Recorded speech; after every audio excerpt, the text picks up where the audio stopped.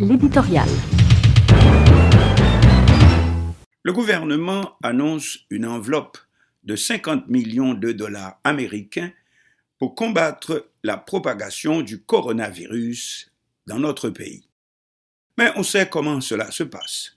Appel est fait aussitôt aux spécialistes des secteurs publics et privés dans la préparation de fausses factures et de commissions rondelettes pour des personnalités n'ayant rien à voir avec les besoins en question.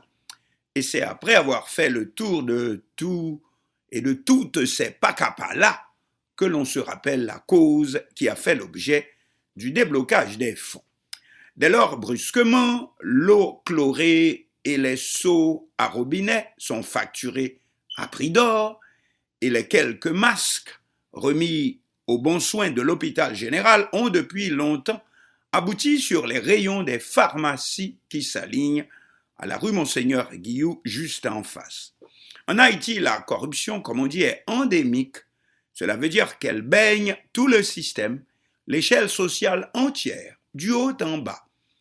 Les millions disparaissent, à peine ont-ils été annoncés, tandis que les quelques bribes restantes sont abandonnées aux sous-fifres qui se battent comme des chiens.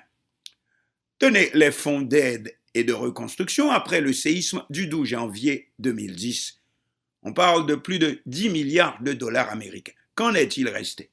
De grosses légumes locales en accord avec des firmes étrangères dans un jeu d'annonces mirobolantes, Build Back Better, mais dont il ne restera totalement rien. Pour le peuple, les distributions de produits alimentaires jetés du haut de camions en pleine rue, mais où le vrai peuple ne voit que du feu, parce que les mêmes sacs de riz ou autres se retrouvent le même jour sur les marchés publics. Il y a les trafiquants de millions en haut, qui les font disparaître comme par magie, un petit tour et puis s'en vont, et en bas, les champions du dégagé pas péché. En un mot, le peuple est habitué et il n'attend rien des 50 millions de dollars américains annoncés dans une circulaire portant la signature du Premier ministre Joseph Joute, à moins que l'on décide de s'y prendre cette fois autrement. Attendons voir. Oui, à supposer que les champions de la dissection des millions n'aient pas déjà pris la question en main. Dans ce cas, Joseph Joute a une chance de ne pas être celui qui aura détruit non pas le coronavirus, mais au contraire les petits efforts pour barrer la route à la terrible épidémie dans notre pays. À moins qu'il arrive, comme on dit en anglais, à battre le système, celui qui se résume en 2 points, en haut des millions transférés avant même d'être annoncés, et en bas des gourdes qui ne valent aujourd'hui même pas le papier sur lequel elles sont imprimées.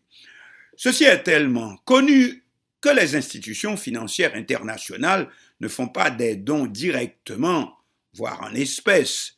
Elles ont, par exemple, recours à des moyens détournés, comme la suspension des paiements de la dette publique pour un pays dans le besoin, ou même à l'annulation de cette dette, comme pour Haïti.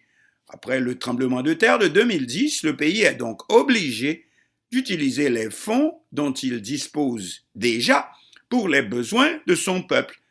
Pour les besoins de son peuple, du moins théoriquement, quand on parle de notre Haïti.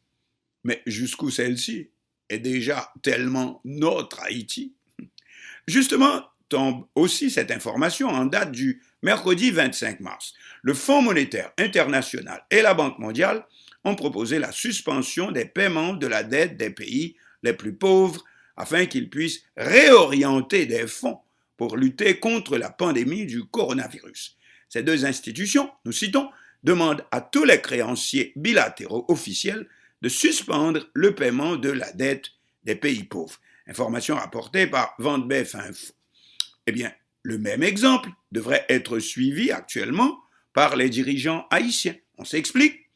D'abord, le pouvoir en place est trop mal noté sur le plan utilisation des finances publiques pour faire croire que brusquement, comme par magie, il pourrait gérer proprement cette enveloppe de 50 millions de dollars américains pour combattre le coronavirus issu de projets financés par la Banque interaméricaine de développement, la BID. Ah, déjà, la BID, suivez mon regard.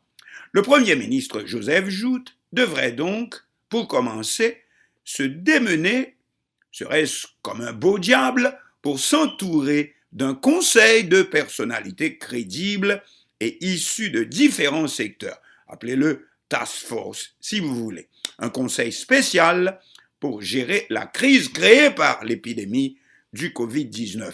Cela sans rapport avec le pouvoir politique proprement dit. Ensuite, détailler au centime près les dépenses qui seront effectuées. Et pour commencer, divorcer de la mentalité de la charité publique qui est depuis toujours le piège des collectionneurs des millions sur le dos du peuple, les petits mamans chéris éco. La lutte contre le coronavirus force à mettre de nombreux ouvriers et ouvrières au chômage. Combien sont-ils? À combien s'élève l'équivalent des salaires en question, salaire complet ou complément de salaire? Ceci placé dans le cadre même des entreprises dont le cas doit aussi être pris en considération pour en éviter la fermeture définitive.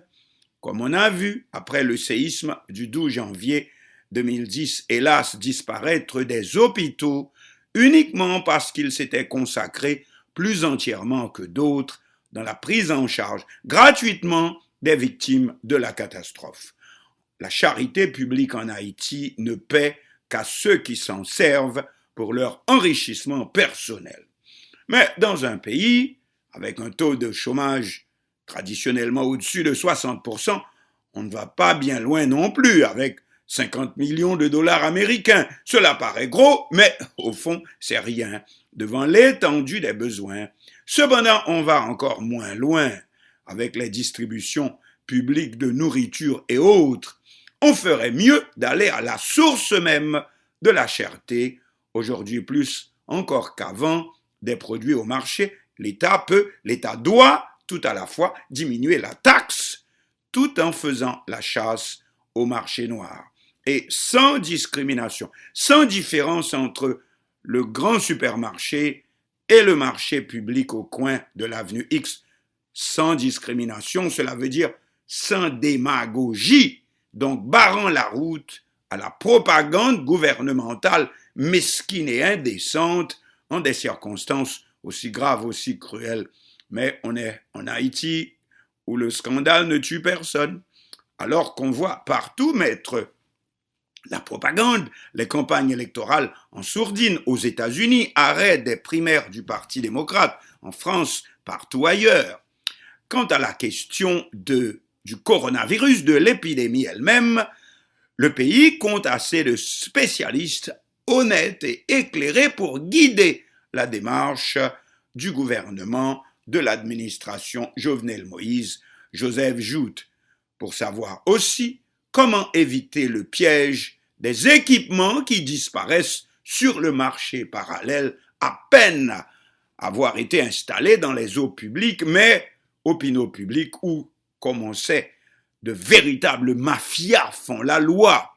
Le piège aussi des maîtres chanteurs car il en existe aussi dans le domaine médical et hospitalier comme en tout autre. Ah, c'est pas un boulot facile que tout ça, mais comme on dit, c'est toujours le premier pas qui coûte.